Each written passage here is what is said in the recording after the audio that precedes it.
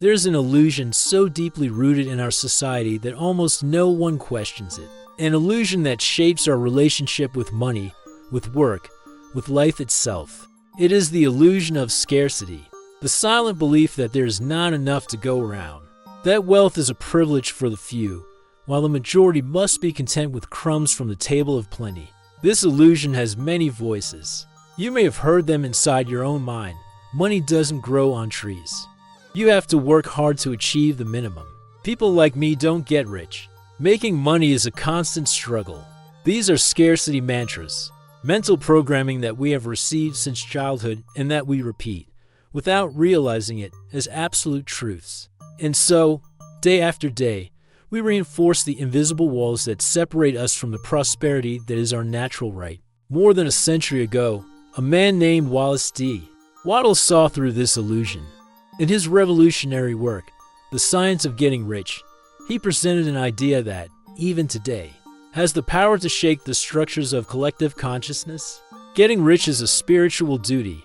Imagine the impact of these words in a Victorian era, when poverty was often associated with virtue and wealth with vice. Wattles went beyond the conventions of his time to reveal a spiritual truth that many religious and philosophical teachers had distorted. You have a divine right to be rich. This is not a selfish desire. It is not empty materialism. It is in alignment with the fundamental truth of the universe. Abundance is the natural state of all things. But before we explore this truth, we need to understand how the illusion of scarcity has become so deeply embedded in us. Look at your childhood. What messages have you received about money? Maybe you saw your parents struggling to pay the bills, hearing them say that money doesn't grow on trees. Perhaps you have absorbed the idea from teachers, religious leaders, or the media that material wealth is somehow spiritually suspect. These influences are not accidental. For centuries, systems of power have benefited from keeping most people in a state of perceived scarcity. When we believe there is not enough, we compete instead of collaborate. We accept less than we deserve. We remain small, fearing that our expansion will dwarf others. The great irony is that while we live under this illusion, we look around and see evidence of scarcity everywhere. We see inequality, we see struggle, we see lack. And this reinforces our belief that scarcity is real. But what Wattles realized was that we are looking at the effects of the illusion, not the underlying reality.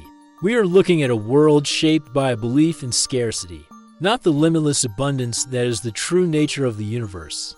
This is the first layer we need to remove, the illusion that scarcity is real and inevitable. And to do this, we need to look beyond the surface of appearances to the fundamental nature of the universe in which we live. Go outside on a clear night and look at the sky. What do you see? Stars. Billions of them. So many that it is impossible to count them. And for every visible star, there are millions that your eyes can't see. There is no shortage in the night sky. There is a dizzying profusion of light and energy. Walk through a forest in spring. Notice how a single tree can produce thousands of seeds. Each seed carries the potential to become another tree, which in turn will produce thousands of new seeds. Nature knows no restraint. She is generous beyond human understanding. Contemplate the miracle of your own body. Trillions of cells, each performing complex functions in perfect harmony. Your heart beats incessantly, your lungs breathe. Your brain processes information at inconceivable speeds. There is no shortage in your body. There is miraculous abundance. Wattles understood this fundamental truth and expressed it through the concept of original substance, the infinite raw material from which all things are made. In his own words, there is a thinking substance of which all things are made and which, in its original state, permeates, penetrates, and fills the inner spaces of the universe. This substance is unlimited, inexhaustible, infinite, and it is constantly forming into new expressions, new objects, new experiences of abundance. Scarcity does not exist in the divine plan. It is a human idea, a distortion of reality, a flawed lens through which we learn to see the world. Reflect if the nature of the universe is abundance. And if you are an integral part of this universe, what is your true nature? Abundance or scarcity? Expansion or contraction? Fullness or lack? Right now, You may be thinking, but I see real limitations in my life. I see bills to pay, debts, difficulties. And yes, these experiences are real on the material plane. But Wattles invites us to look beyond appearances to the underlying cause of these experiences. Imagine a glass in a dark kitchen. If you believe the glass is empty, you will act on that belief. You will save water, you will ration it, you will live in awareness of the lack. But if someone turns on the light and you see that the glass is overflowing, your relationship with that water changes instantly. The water has always been there. What changed was his perception. This is what Wattles invites us to do. Turn on the light of consciousness to see the abundance that has always been there, waiting to be recognized. The truth is that we live in a universe of unlimited abundance, but we operate from a paradigm of limiting scarcity. Every flower that blooms in spring, every star that shines in the night sky, every beat of your heart is living proof of this abundance. And the fundamental question that emerges is, if the universe is abundance at its core, why do so many of us live in scarcity? The answer lies in our relationship with desire, that impulse deep within us that longs for more, for better, for expansion, for centuries. We have been taught to distrust this desire, seeing it as greed, as ego, as materialism. But what if this desire is much deeper and more sacred than we ever imagined? What if it is, in fact, the very voice of divinity within us? What do you feel when you deeply want something? Not the superficial desire for a new gadget or a trendy outfit. I speak of that deep longing that sometimes comes as a whisper, sometimes as a cry. There is more for me. I can have more, be more, experience more. Most of us have been taught to view this impulse with suspicion. Contentment, we are told, is the true virtue, accepting what we have, not wanting more, not disturbing the established order of things. But Wattles proposed something revolutionary. What if this desire for more was not a flaw in your character, but the divine himself wanting to express itself more fully through you? The desire for wealth is simply the capacity for life seeking fuller expression. He wrote, realize the depth of this statement. Your desire for more is not you being greedy. It's life wanting more life through you. Observe nature. A seed is not content to remain a seed. She longs to become a full tree. A young eagle is not content to stay in the nest forever. She wants to fly, expand, conquer the skies. Every form of life naturally seeks its fullest expression, and we human beings are no different. This desire for expansion, for growth, for more, is encoded in our essence. It is part of the divine design. Suppressing it is not virtue, it is resistance to the natural current of life. But here is a crucial distinction. There is a difference between egoic desire and divine impulse. Egoic desire comes from fear, comparison, the feeling of lack. I want more because I'm afraid I won't have enough. I want more because others have it and I don't. I want more because I feel incomplete without it. Divine impulse, on the other hand, comes from joy, inspiration, natural expansion. I want more because it's my nature to expand. I want more because I feel life wanting to flow more abundantly through me. I want more because I am a channel for divine expression, and channels are made to flow, not to dam. When Wattles speaks of his divine right to wealth, he is speaking of this divine impulse, not egoic desire. And the distinction changes everything. Imagine you are a pianist. Egoic desire says, I want a better piano than my neighbors. The divine impulse says, I want a piano that allows music to flow through me with more fullness, more beauty, more expression. Now apply this to wealth. Egoic desire says, I want more money to prove my worth, to have more than others, to feel secure. The divine impulse says, I want more resources to expand my ability to create, to serve, to express the fullness of life that flows through me. When you recognize your desire for wealth as a divine impulse, something profound changes in your relationship with money. The guilt dissolves. The feeling of unworthiness disappears. The idea that you need to choose between material prosperity and spiritual depth turns out to be a false dichotomy. You begin to understand that denying your right to wealth is not just denying yourself something. It is denying the full expression of the life that wants to flow through you. It's like a river that dams its own waters. ignoring the fact that its nature is to flow freely to the ocean. This understanding naturally leads us to the 3 spiritual proofs that Wattles offers to confirm that wealth is, in fact, your divine right. Evidence that, once understood, has the power to completely reverse your relationship with prosperity. The first spiritual proof Wattles offers us is rooted in the nature of creation itself. If you accept that there is a superior intelligence, a creative force behind the universe, then you must also accept that you were created in the image of this intelligence. And what is the defining characteristic of this intelligence? Creation, expansion, expression, abundance. Look around you.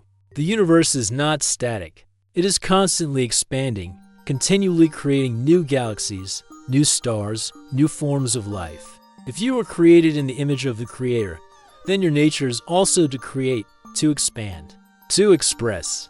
The first proof, therefore, is this: your impulse to create more, to have more, to experience more, is not an aberration or a sin. It is the reflection of your divine nature, the image of the Creator within you. To deny your right to wealth is to deny this fundamental nature. Imagine a child learning to draw. She is not content with making a single drawing and then stopping forever. She wants to create more, experience more, express herself more fully through her art. It would be absurd to say to this child, one drawing is enough. Wanting to do more is greed. Likewise, it is absurd to say to a human being, a certain amount of prosperity is enough. Wanting more is wrong. The second spiritual proof comes from understanding the interconnection between material and spiritual development. Wattles convincingly argues that it is impossible to live a fulfilling life mentally, emotionally, and spiritually when one is constrained by material poverty. He writes, "No one can rise to his greatest potential in talent or soul, except by having enough wealth. For the unfolding of soul and talent one must have many things to use. And one cannot have these things unless one has money to buy them." Reflect on this.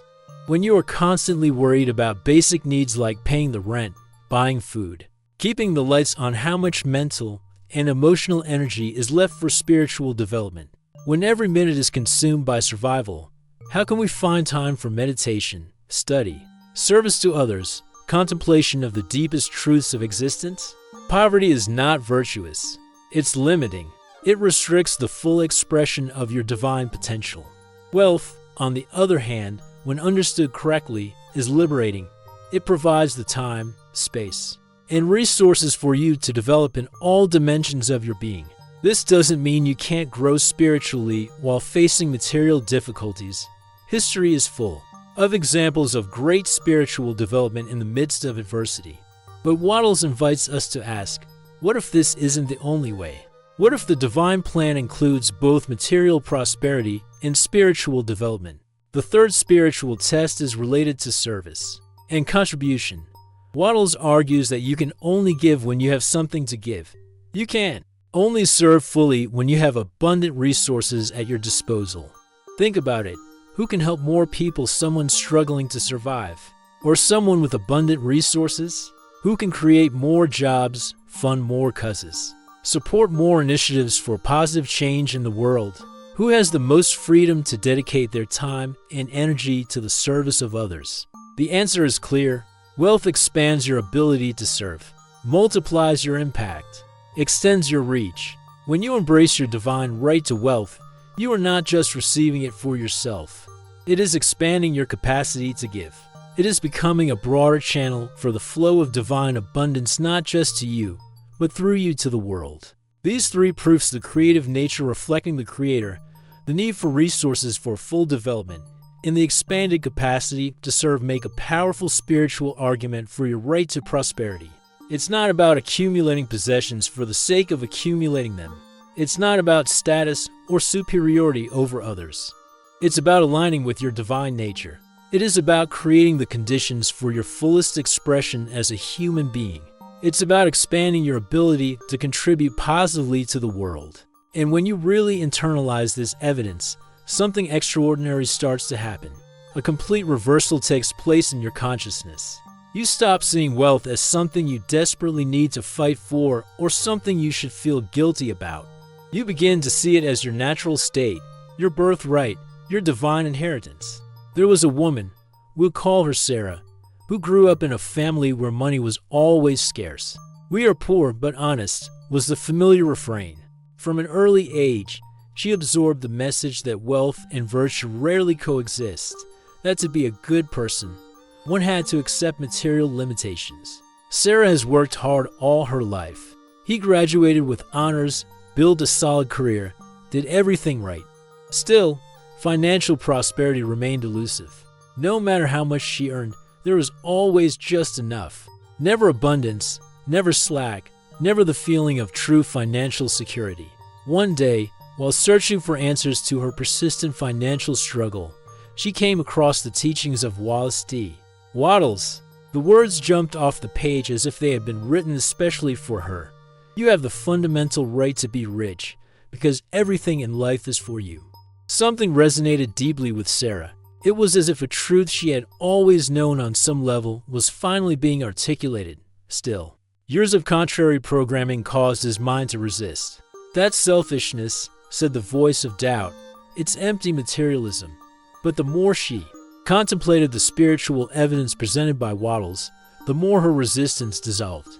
She began to see that her desire for prosperity was not greed, it was the natural impulse of life, seeking fuller expression through her. He realized that his financial limitations were not virtuous. They were unnecessary restrictions on his potential for growth and service. Gradually, a reversal began to occur in his consciousness. Instead of seeing wealth as something to be earned through struggle, she began to see it as her natural state. Instead of asking for permission to prosper, she began to claim her divine right to abundance. This reversal did not happen overnight. There were moments of doubt, of falling back into old patterns of thinking. A lifetime's programming doesn't dissolve in an instant. But each time she returned to Wattles' teachings, the new understanding deepened. Wattles' concept of right thinking was especially transformative for Sarah. She learned that it wasn't just about superficial positive thinking or occasional visualizations of wealth. It was a complete change in the way of relating to reality.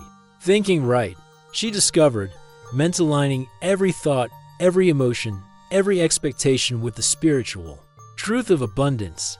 It meant consciously rejecting the illusion of scarcity every time it arose. It meant cultivating an unshakable faith in your right to prosperity, even when external circumstances did not yet reflect that truth. One of the biggest obstacles Sarah encountered on that journey was what Wattles calls thinking in terms of competition. The idea that for her to have more, others would need to have less. This zero-sum mentality was deeply embedded in her subconscious, shaping her decisions in ways she didn't even realize. Deconstructing this mindset was crucial.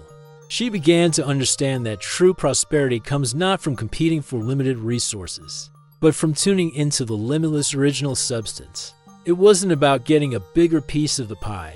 It was about recognizing that the pie is infinitely expandable. The first manifestations of this new consciousness were subtle. An unexpected opportunity here, a surprising increase there.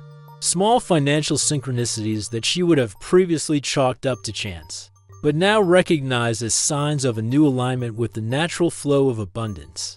Over time, these manifestations became more significant, more consistent. But the most important thing was not the change in their external circumstances. It was the internal transformation. The guilt of receiving more money disappeared. The constant fear of lack dissolved. The feeling of unworthiness was replaced by a deep sense of worthiness, not because of what she did, but because of who she was, a unique expression of divine life, with a natural right to all abundance.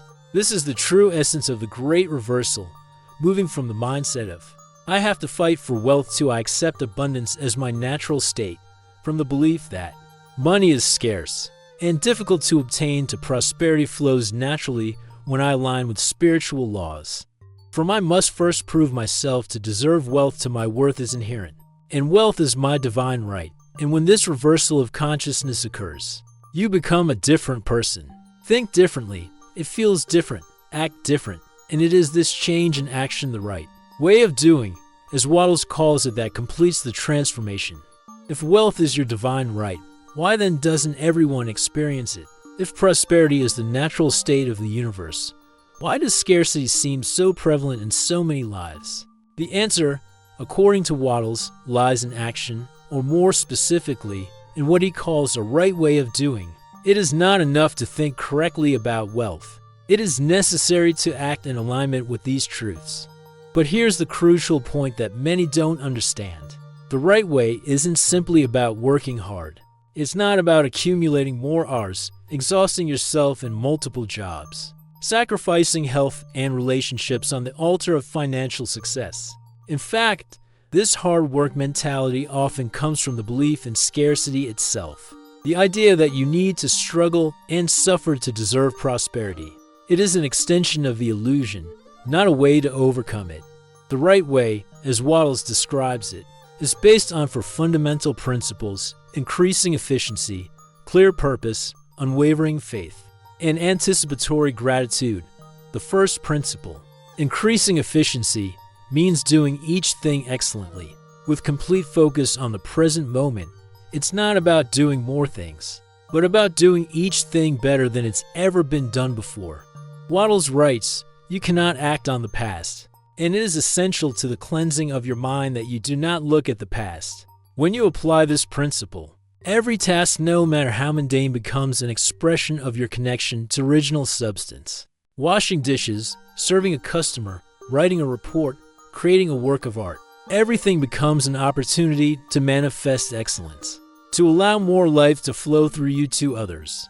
The second principle, clear purpose, refers to the intention behind your actions. Why do you want wealth?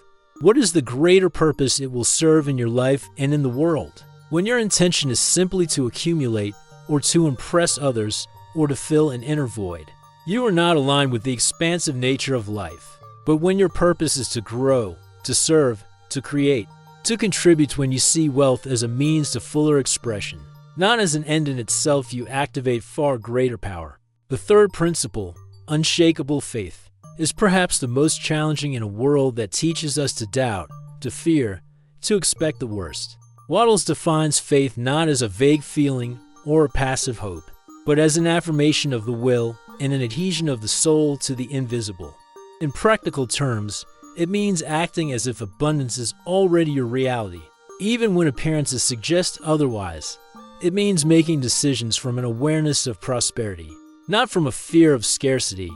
It means deeply trusting that when you are aligned with the spiritual laws of wealth, the universe responds accordingly. The fourth principle, gratitude in advance, complements faith. It is the ability to feel genuine gratitude for wealth before you even see it manifested on the physical plane, not as a manifestation technique, but as a sincere recognition of the truth that everything you desire already exists in original substance and is on its way to manifestation in your life. What does this look like in practice? Imagine you are trying to grow in your career. The right move wouldn't be to work frantically for long hours to prove your worth. It would, instead, perform each task with impeccable excellence, with the clear intention to serve and create value, with the unwavering faith that your prosperity is already assured, and with gratitude for the growth that is on the way. Or maybe you are an entrepreneur building a business. Right action would not be driven by fear of failure or anxious comparison with competitors. It would be guided by the constant pursuit of excellence, the clear purpose of solving real problems for real people, the unwavering faith in the unique value you bring, and the anticipated gratitude for the success that is unfolding. This is the secret that so many prosperity seekers do not understand. Correct action does not come from struggle, excessive effort, or sacrifice. It comes from aligning with the expansive nature of life, from the natural expression of your connection with original substance. It's more of a flow than a fight, more of a dance than a battle. And when you act in this right way, something extraordinary happens. You become part of a great divine circuit of prosperity, where receiving and giving are parts of the same uninterrupted flow of abundance. Have you ever stopped to observe how nature operates in cycles? Water evaporates from the oceans, forms clouds, falls as rain, runs through rivers, and returns to the oceans.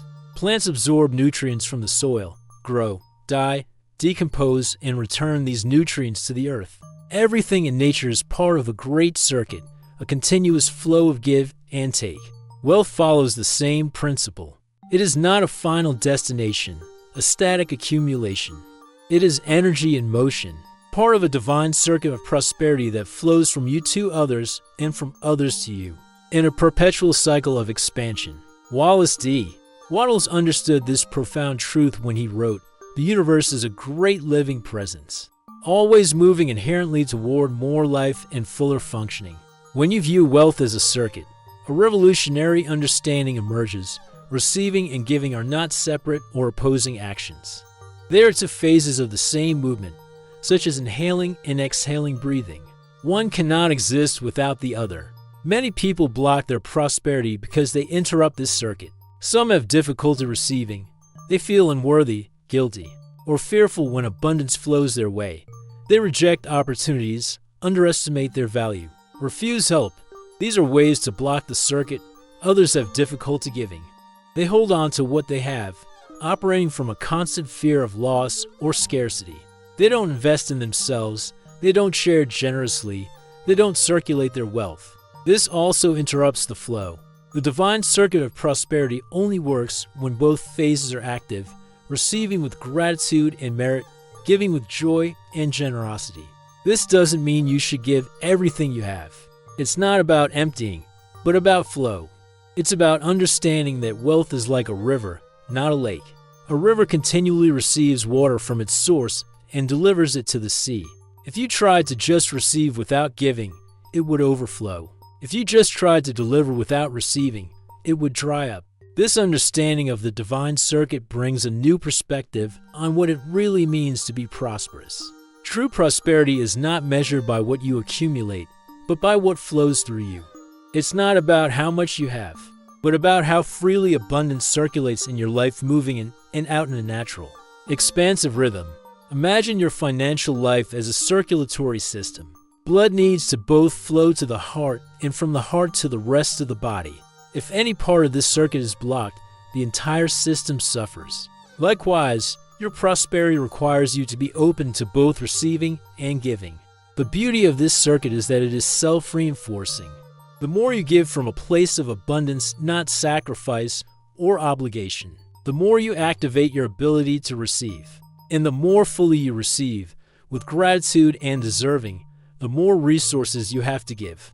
It's like Wattles wrote, the more gratitude you have, the more you create something to be grateful for. It is an upward cycle of prosperity. This understanding of the divine circuit is the final piece of the puzzle. When you recognize your divine right to wealth, reverse your consciousness from scarcity to abundance, and align your actions with the principles of prosperity, you become a perfect conduit for this circuit. And so, wealth stops being a frantic external search and becomes a natural expression of your true nature. You are no longer trying to get rich. You are allowing the wealth that is your birthright to flow naturally into and through your life. The divine circuit of prosperity is the culmination of the spiritual understanding of wealth. It is the recognition that you are not a beggar in the universe, begging for crumbs from the table of abundance. You are an integral part of the flow of abundance itself, an essential channel through which divine wealth is expressed and circulated. We have now reached the moment of truth. Along this journey, we explore life-changing truths about your divine right to wealth. We have seen how the illusion of scarcity distorts our perception of reality. We discover the infinite and abundant nature of the universe. We recognize the desire for prosperity as a divine impulse, not as greed or selfishness. We examine the three spiritual proofs that confirm your right to wealth, your nature as a creator in the image of the Creator, the need for resources for your full development, and the expansion of your capacity to serve. We witness how a major reversal of consciousness can transform your relationship with prosperity. We learn about the spiritual science of right action and understand the divine circuit by which wealth flows to and through you. Now, one question remains. What will you do with these truths? Knowledge without action is just information. For these truths to transform your life, you need to incorporate them, live them, make them part of your daily reality. Here's a simple practice to get you started. When you wake up tomorrow, before you even get out of bed, declare out loud, "Wealth is my divine right. I accept abundance as my natural state. Feel the power of these words resonating in every cell of your body.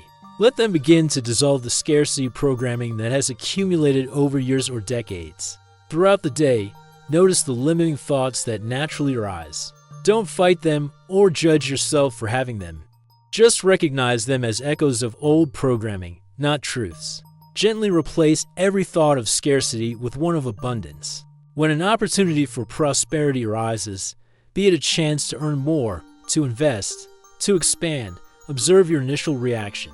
If it is fear, doubt, or a feeling of unworthiness, recognize it as the old scarcity consciousness. Then consciously choose to act from the new awareness of abundance. Practice receiving with gratitude and merit. Accept praise, opportunities, gifts, raises. Say thank you instead of I didn't need it or I don't deserve it. Practice giving with joy and generosity. Circulate your abundance through investments in yourself, in causes you value, and growth opportunities for others. Remember, you are not trying to achieve something you don't have. You are claiming something that has always been yours, your divine right to wealth. You are removing the barriers that have prevented you from experiencing the prosperity. That is your birthright. The journey may not be instantaneous. Scarcity programming is deep and persistent. There will be moments of doubt, of returning to old patterns. But with every conscious thought, with every aligned action, you strengthen your new prosperity consciousness. And one day, you will wake up and realize that you are no longer struggling to believe the truths we explore. Here, they have become your lived reality. Abundance naturally flows to you and through you. Wealth is expressed in all dimensions of your life: material, emotional, mental, spiritual.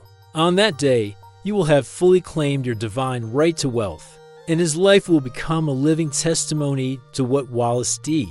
Wattles discovered more than a century ago, that wealth is not a privilege for a chosen few, but a divine right for all who have the wisdom to claim it. This is your moment. This is your truth. This is your divine right.